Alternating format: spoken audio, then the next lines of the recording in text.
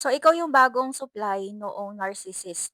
Kunwari may existing jowa yoong narcissist na as prospect na new supply nung narcissist, sinabi niya sa'yo yung mga 'to, "Hindi na ako masaya sa kanya, nagsasama na lang kami para sa bata. Ikaw lang yung nakakaintindi sa akin, lahat sila hindi nila ako naiintindihan. Ikaw lang yung minahal ko ng ganito, ikaw lang yung tunay ko na mahal."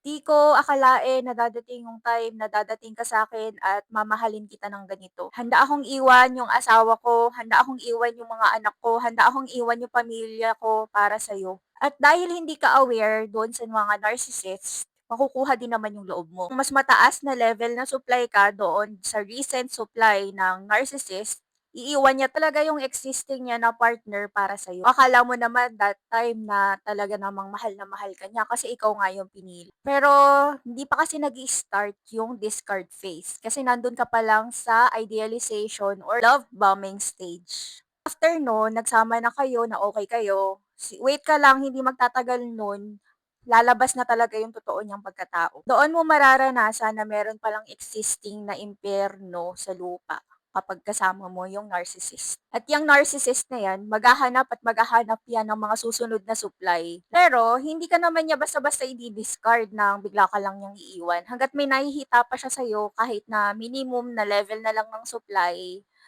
okay pa rin sa kanya yun. And then iikot at iikot lang yung cycle of narcissistic abuse na yan. Idealization stage na kung saan nandiyan yung love bombing stage, devaluation stage na kung saan unti-unti nang nagbabago yung treatment niya sa'yo. Sa devaluation stage, pwede din pumasok na dun yung gaslighting, puro ikaw yung may problema. Paparamdam niya sa'yo kung gaano ka kakulang. And then dun sa discard stage, yung idi-discard ka talaga ng narcissist. Tapos dun sa hovering, yun yung iwi-win back ka nung narcissist. Sa hovering, ila-love bombing ka niya ulit. And then pagka okay na kayo, devaluing stage ulit. Tapos discard stage ulit.